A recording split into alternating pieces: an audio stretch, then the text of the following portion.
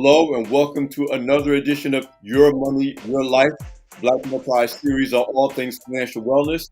I'm Alfred Edmond Jr., Senior Vice President and Executive Editor-at-Large at Black Enterprise. And this edition of Your Money, Your Life is brought to us by Prudential. Listen, we are always talking about financial wellness in the context of wealth creation, leaving a legacy of financial understanding and wellness within our communities. And today we have a perfect topic to address the conversation and the perfect guest to talk about it. The topic is teaching principles of financial wellness to our children. And please welcome to the show, Shani Curry, founder of Empowerment. Shani, thanks for coming back on Your Money, Your Life. Thank you. Thank you for having me. I appreciate it. So let's get caught up because it's been a couple of years since I think it was pre-pandemic the last time we talked on this show. What's happening with Person Empowerment? I know preparing for this interview, I went to the site. There's all kinds of new resources and new things that you're doing. Get us a little bit caught up about Person Empowerment as a financial wellness and education resource and what you've been doing on your journey as a financial and media personality.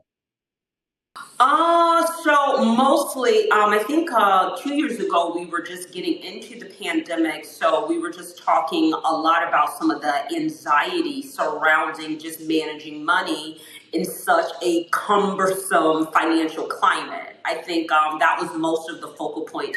I find with my clients that I'm working with, as many of us have come down from the pandemic high, we're still dealing with the impacts of it overall. So a lot of the resources that I have in place, some of my financial courses, I have a new book called Money Therapy that is really helping you being able to kind of source your emotional well-being so that you can continue to create financial wealth. Just taking care of your mental health so that it correlates with your personal finances overall. So a lot of my newer resources are to address many of the anxiety points that we were seeing over the last 2.5, 3 years. Talk to me about where you are taking the Person Empowerment mission and message forward as we go into the new year, as we hear terms like inflation and the threat of recession. What are the things that you're hearing from your clients, and what are the things that you're putting out there in terms of their mindset and approach going forward? So again, I don't really like to continue to use this buzzword because I know that it's just triggering to kind of hear, but there are so many things that can create financial insecurity at this particular time. One of them is largely a large demographic of my clientele was impacted by the student loan freeze, right? Benefited, I should say benefited, but they're also going through the impacts of the highs and lows in terms of memorandums, in terms of the pause. So just having some frustration surrounding, am I going to get the $10,000? My income disqualified me for the $20,000 with the Pell Grant. So there is a lot of financial focus on, is this going to happen, or are they kind of dangling this carrot in front of me, to, get my election vote, have me to looking at them in a particular way. So there's one side of it when it comes to just preparing many of my clients to continue to pay their student loans so that they can, many of my clients were able to get refunds because I was always kind of promoting to go ahead and pay it off because the interest was frozen on them at that 0%. So that was really, really great. So for those that are, the other thing that is happening, a large portion of my demographic of clientele are, investors. They want to invest in home ownership. Many of them come to me to rebuild their credit.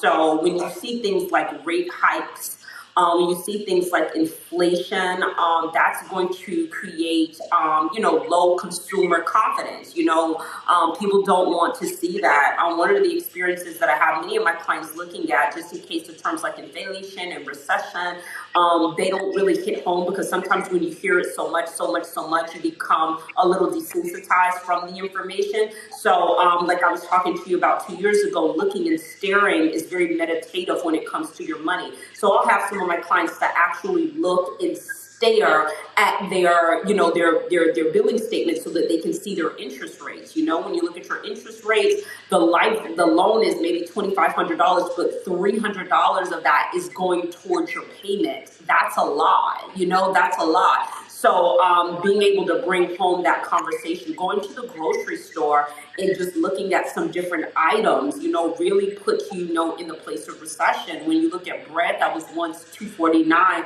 that's now $3.69, $4.49. Milk was $2, now it's now $3.69. So these are all, even for people that are super savers, they're having to make some plentiful adjustments amidst all the changes.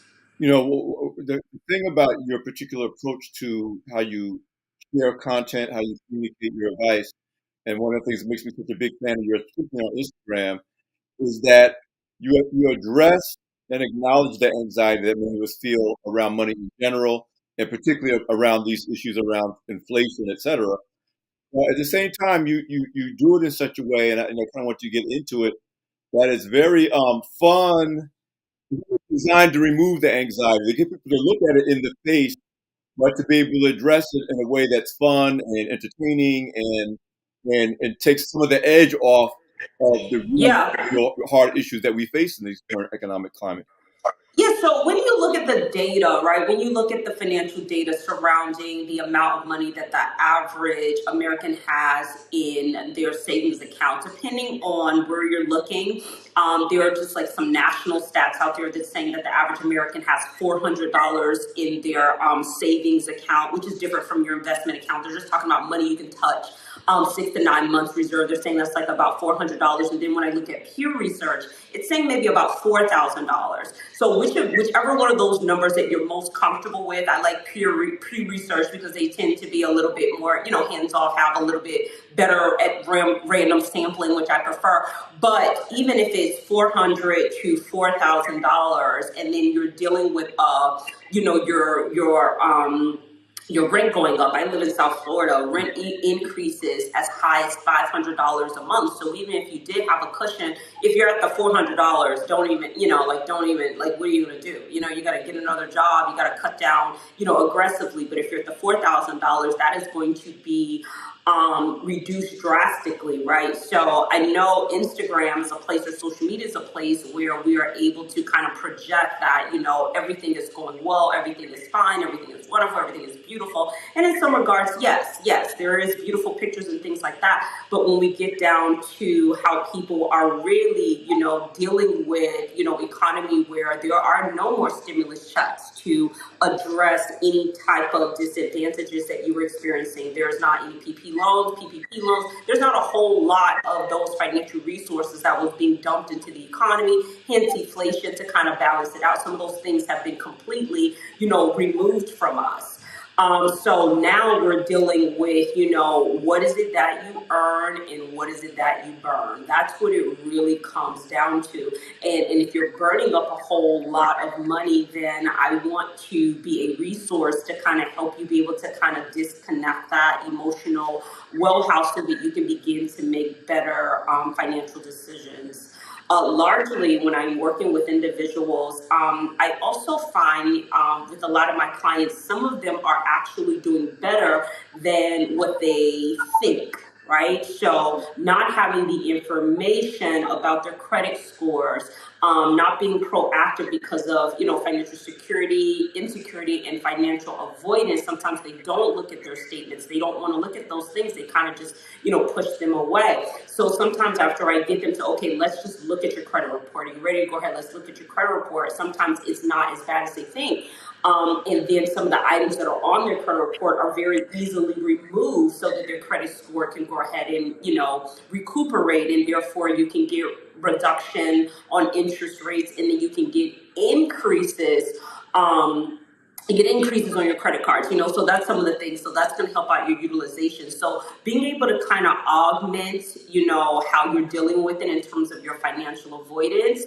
And on top of just looking at what you burn, and what makes you burn money, what creates the space of you just, spending and spending and spending.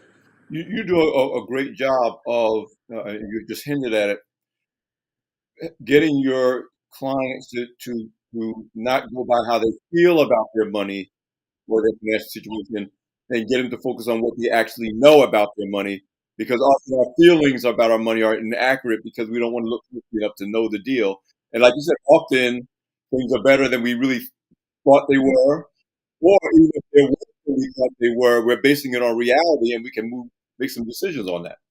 Yeah, it's better to deal with your reality. It's better to deal with the reality of not having or the reality of having, and then you can make an adjustment. But while you kind of put yourself in limbo, you put your space at the space of inaction, right? You say, I don't know. Like, that's one of the top things that my clients will say to me. If I say, well, how much, what is your credit score? I don't know, right? Or I say, well, why is your credit score what it is? I don't know, right? But once you become empowered by the information that, oh, I have a few collections that need to be removed, I need to reduce my utilization, I need to apply for a credit card. These are things that I actually can do. So now this whole idea of not knowing has been replaced with knowing, and now you can act on the knowing that you now have. So knowing is probably one of the biggest steps that I like to move my clients to move them out of that financial avoidance into action. To take this conversation, closer to what I really wanted to talk with you about today is about another thing that we learned. Maybe we knew before the pandemic, but we really learned it during the pandemic, is the degree to which our mindset, our anxieties, our attitudes, our values directly impact our young people, our children in particular. I mean, you're a mom, but when we were, kind of isolated and cloistered, a lot of times our kids' sense of comfort, confidence, security, anxiety drew directly from our own issues, which probably we got from our parents and they got from their parents.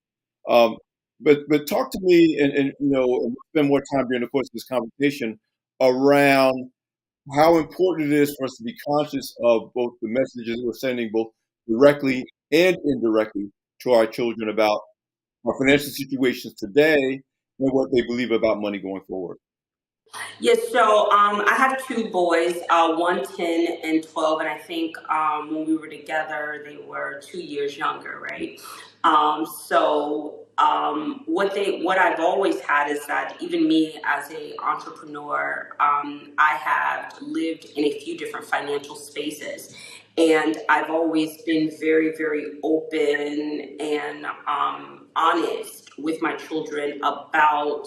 Um, the plethora of financial phases that I have undergone as a entrepreneur, as a woman, as a person. So these are not things that I shield them from, right? I like to think of myself as being someone who can demonstrate financial discipline in the midst of change, right? I also want to be someone who can be honest about where I am financially. This can help me reduce, getting into debt that is not really necessary at that particular time. So one of the things that I like to do is have a very open, honest dialogue with my children about where I am financially and how that impacts them. Now, as we graduate into different spaces, it represents different restaurants for them. It represents different types of vacations for them. It represents different neighborhoods for them, different types of transportation. All of these are economic lessons, right? That we have the opportunity to decode. So then there's just, kind of this subconscious knowing that they're getting from these interactions with you, looking at your response to, an increase in an interest rate on your cards, looking at your response as like an increase to, gas prices going up. All of those different things are experiences that, that they're having. And then there's always the tactile experience of money. So my boys, they love Roblox. If you have any children, in that age group, they love Roblox, right? So when my children fall in love with a particular product, I'm going to also help them to fall in love with the stock, right? I'm going to have them to research that particular stock. I want them to know the stock symbol, right? I want them to know, well, how much money are they making from the investing in this? I'll say, so how much is this one worth? And so every time that they want to go ahead and get like a $10 or $20 gift card, they also purchase a share within the stock. I think that one right now is probably maybe about $46. So they can't always buy a whole, share of it. Sometimes they can, sometimes they can't, but they're able to buy, within it. So I like the experience of both. There's the emotions of money, and then there's the mathematics of money, right? And there's savings, and then there's investing. When they get money for their birthdays, it's like, okay, you're going to go ahead and put 10% away, right off the bat. I think that's how I'm very easy to save, is because when I went to church with my grandmother, that was always one of the easiest things that she said, 10%, it wasn't like 10%, so if you had $1, it's a dime, it's no problem. Here you go. Right. Right. So, so that made that very, very easy. So I want them to be able to have that a part of who they are, in terms of being able to make sure that you save and invest. Because I grew up understanding saving, didn't really understand a whole lot about investing. So now that I have that understanding, I want them to have both, understanding saving, putting money to the side so that you can invest, or, your risk tolerance will allow you to invest. Because you have no savings, you don't want to invest. It doesn't work, it's just too much on your stomach. But if you have, a middle ground, then you're able to take advantage of both of those, both saving and investing. You and I, very, very similar. My situation, I came out of a household where I totally got saving. I totally got managing to a budget. But the idea of investing, which is necessary to understand to really kind of accumulate wealth and grow your money, was something I didn't learn until well into adulthood. Uh, so that, you're right on point. This, we're going to take a pause and before we continue our conversation about teaching principles of financial wellness to our children, and take a pause for our sponsor for this episode, Prudential. Prudential knows the importance of having a rock in your life. Everyone needs a rock. A rock can help turn the far-fetched into within reach. And when you have one, you can reach your potential, your dreams, and your goals. And when it comes to your financial goals, Prudential is the rock you can rely on. With their knowledgeable financial professionals, Prudential can help you get to new heights. Plan, invest, insure, retire. Visit Prudential.com. Who is your rock?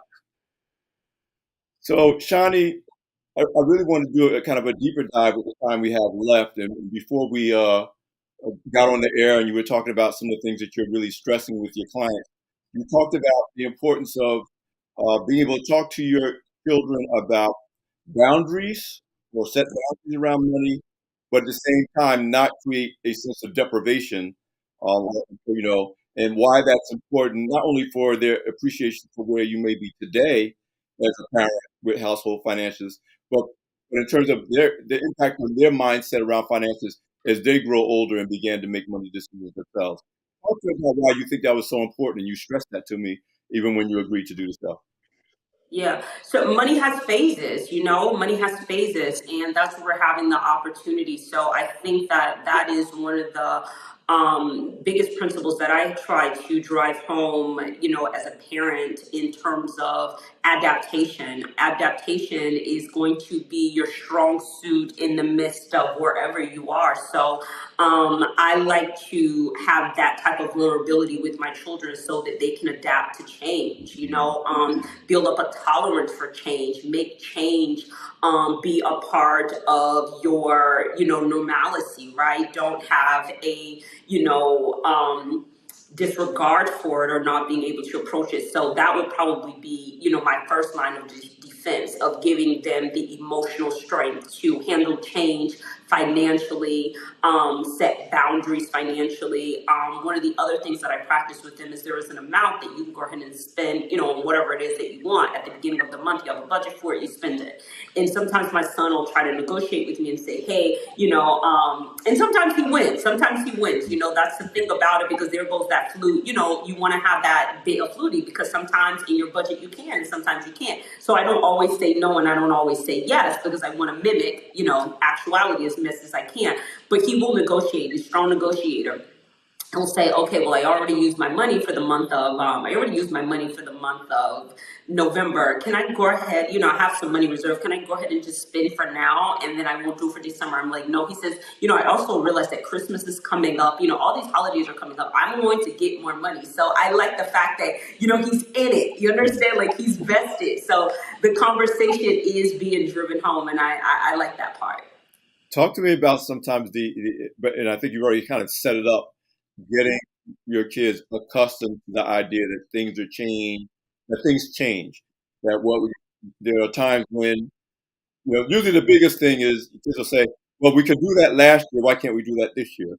And talk to me about when change, the So tools it's to not, accept I change. mean, yeah, it's not really even something that you have to kind of conjure to Mhm. create. It's kind of like, reality. You know Yeah. what I'm saying? You're going through these many phases. And what I find oftentimes with my clients is that they're having these huge financial adjustments in their lives. Reductions in income, reduction in clientele, and they're still trying to maintain this lifestyle to shield their children from it. Mm. Refusing to move, refusing to ask for help, refusing to get another job, just refusing to do the necessary thing that you really don't have to kind of, create. Is actually there for you to go ahead and use your environment to elicit the lessons that you need to, financially survive. So it's just not in that shielding. It's not something that you need to kind of put together.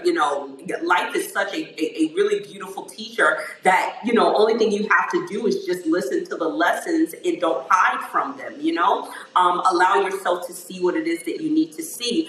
Oftentimes, like I have like a lot of my clients, and they may be in a different phase in their business, or they may be in a different phase of their marriage, and they'll have college age children, and they refuse to suggest to that child that they need a job. They will refuse to do it. They would much rather continue to borrow against their 401k, which I'm totally not in support of.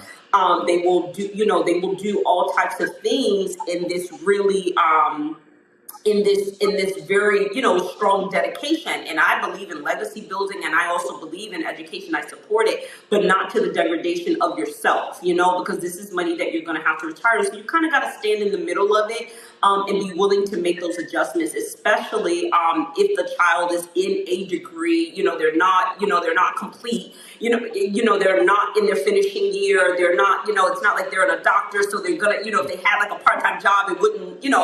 Drive them crazy.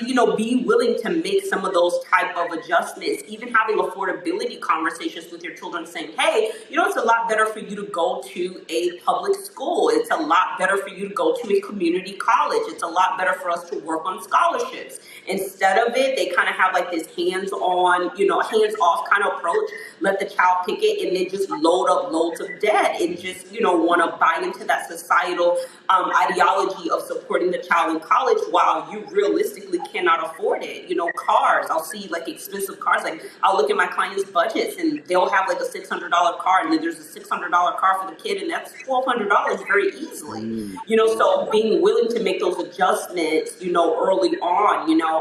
I hope that in having these conversations with my children now, that wherever financial state that I find myself in, I don't pretend to be richer or broker. I'm just as I am. So I use the resources as they are allocated. So wherever you find me in that space, I want to manage well. I want to be a good steward. So that's my story. It's not really socially engineered to create this person. It's based off the financial realities of the household.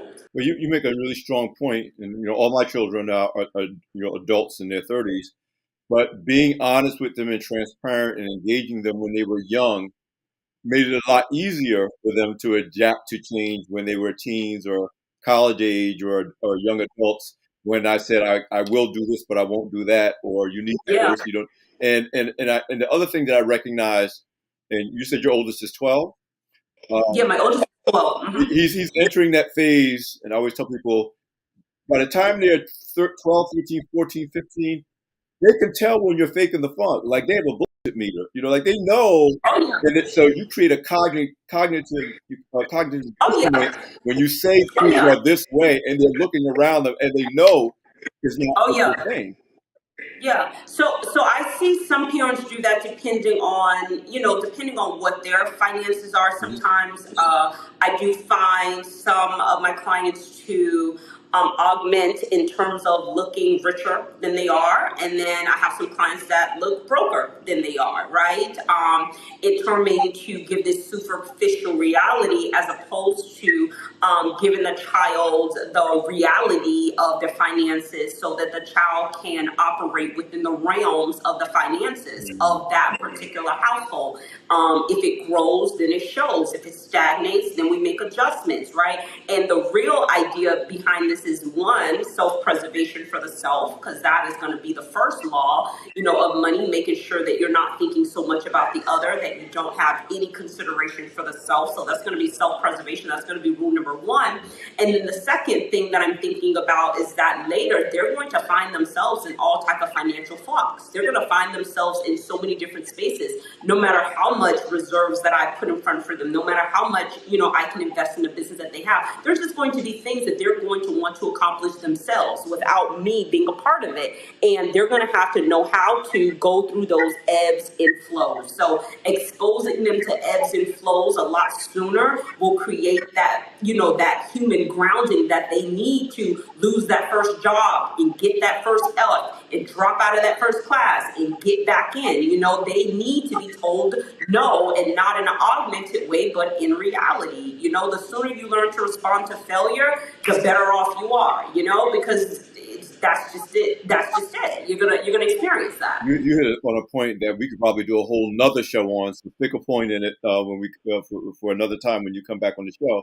But I do want to delve into just what you're saying that often parents, well-meaning, especially black parents, Uh-huh. when they're trying to shield their children from the challenges, and they say they don't want their children to Mhm, experience what they may have experienced growing up in terms of deprivation mhm, and challenges and financial difficulty, mhm. and they do fail to prepare their children for inevitable adversity. It doesn't have to necessarily be Oh, it's failure. just there. It's just going to be there. Someone Yeah. is just going to die. Someone's going to die. You're going to have to deal with death. You're going to have an abundance of resources, and you're going to have a reduction of Mhm. resources at some point of your life. You're going to experience a loss. So, allowing your reality to reflect that now is way better than later. Creating this cookie cutter kind of reality for you that, is really, really hard to uphold. Mhm. And then you have, the anxiety, you know what I'm saying, that causes you to, get into large amounts of consumer debt because you also feel the need to keep up, this false reality to yourself, whether it be a car, whether it be a house, whether it be a neighborhood. That's just a huge thing. So getting that dose of reality for whatever your reality may be. I don't think you should augment it. I don't think you should pretend to be richer or broker than you actually are. I think that you should allow your children, since they're going to be the receivers of the wealth that you're going to transfer over to them, they should be dealing with it as soon as possible, knowing that, my children know that we own more than one property. So they refer to, oh, are we going to go to this property? Is this property being rented out? What's happening with this house? That's conversation that they're already having.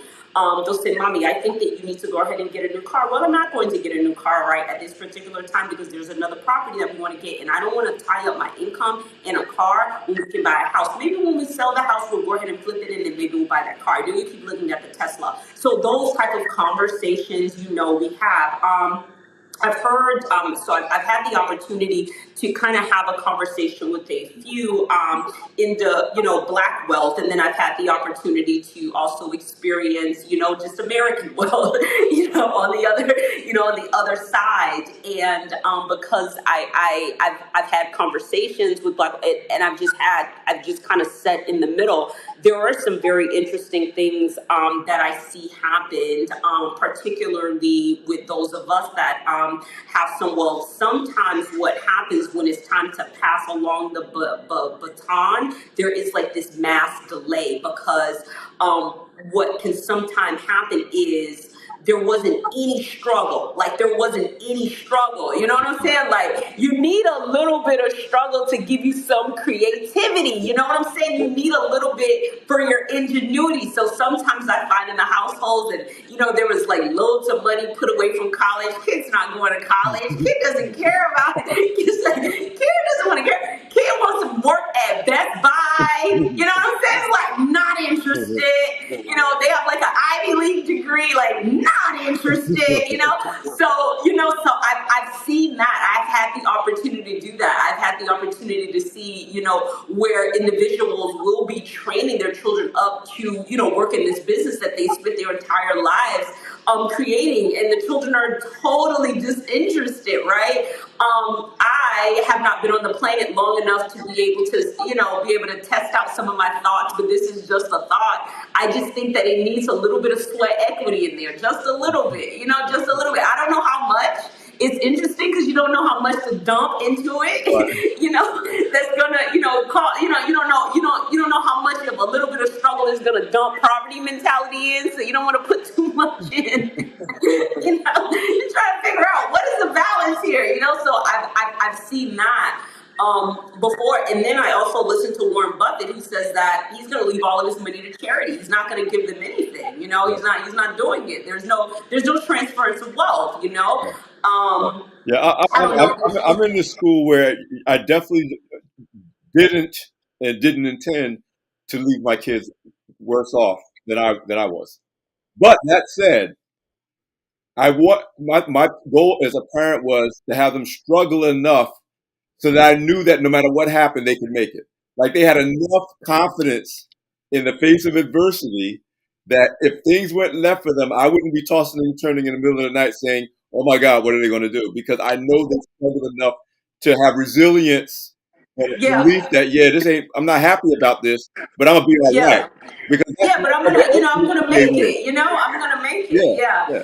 yeah, I'm gonna make it. So that's just interesting because then sometimes well, sometimes depending on how soon you're exposed to it, it can give you like you're a little fragile. It's a little fragile. You're a little fragile. So I try to do the best I can to balance out and augment in the way that okay, I want to, yeah, for sure, for sure. Listen, And that's interesting. But then then there's Warren Buffett who says, I'm not leaving anything. I'm not leaving you anything. I got nothing. But then there's nepotism and there's all this stuff. So that's the thing. I'm reminded when I first read the first time I read A Millionaire Next Door, and one of the themes that came out of it is that your parents' money is not your money. And Yeah, instill that early. Not that it means you're not going to share your money with your kids, but for them to see a definite difference between I think Shaquille O'Neal told his kids that this is my wealth. You got to yeah. go make your wealth. I'm willing to help you with that, but what's mine is mine. You got to do your own. And I think I happen to buy into that. I'm willing to help you with Yeah, mine. that's so interesting, right? It's so interesting where there's this whole, so here it is, right? So there's this ideology that my money is my money, and I'm not saying that I sign off on that. I'm not really sure. I'm still in the Okay. building. Yeah. My kids are 10 and 12, so I'm still in building. I don't marry a thought very easily. Yeah. So that's one layer, right? So when there's this ideology that supports, okay, my money is my money, and you need to make your own money, but eventually my money is going to be your money. So I need to give you enough exposure to my money so that you don't exploit it. You understand? So there's that middle ground of exploitation of wealth because you didn't have it. So maybe if I kind of had you very menial for a period of time and then you're moving over to now, you're maybe in your 40s, 50s, whatever age it is, you get this pot of money, whether it's from, the selling of property, whether it's from, a life insurance. And because you've never had any experiences with wealth, you exploit yourself. So you have to have like this middle ground of where you understand that this is my money now, but at some point you're going to have access to this money. So I need you to have some skill sets to know that you're not going to exploit, the money that I put aside so that you can move along. Oh man, that was an aha moment for me. For me, yes, my money Yeah, is my money, yeah. but eventually it's going to be your money. Yeah, eventually it's going to be Oh, your money, right? So neither of us can exploit this diet, dynamic. Both of us are kind of into this, and then it's just the need for you to have your own creativity, which is essentially what you're saying. I don't want you to live off of my creativity because I don't want to deprive you of your own creative process. So giving you and pumping you with so much of my money can possibly stagnate that for you. Yeah. This is so good. Again, we could talk forever. Before we wrap up our conversation, is there one or two final thoughts that you want to leave for those of us who really want to, really lay a foundation of financial wellness around money with our kids? One of the hugest things is to don't hide, share money and share information, so that the sooner they have exposure to the information, that hopefully in the exposure of information they do not exploit the information, but that's going to be your own process. And then make sure you're doing the step up where you're doing the savings, but now you're moving into the investing so that they can begin to know the value. Right now, we are in a recession, and if we look at any of the studies, this is where many people made their millions because they were able to go ahead and get into the market when it was really, really low, and then when it kicked up, they were able to benefit from that. So that would be the two highest points that I would definitely want to share. Follow me for sure on Instagram. That's where I hang out the most. I have a new book out. It's called Money Therapy. So some of the conversation that I'm having with you today gives you the opportunity to have that conversation. So that would be it. Well, I'm going to tell the audience, you definitely want to follow Shani on Instagram. You definitely want to visit her site, personempowerment.com, and you definitely want to get her new book, Money Therapy. Shani, thank you so much for once again being a guest on Your Money, Your Life. You're welcome. And I'm Alfred Edmond Jr., Senior VP, Executive Editor at Large at Black Enterprise. This has been another edition of Your Money, Your Life, brought to you by Prudential. Thanks for joining us. We'll see you next time.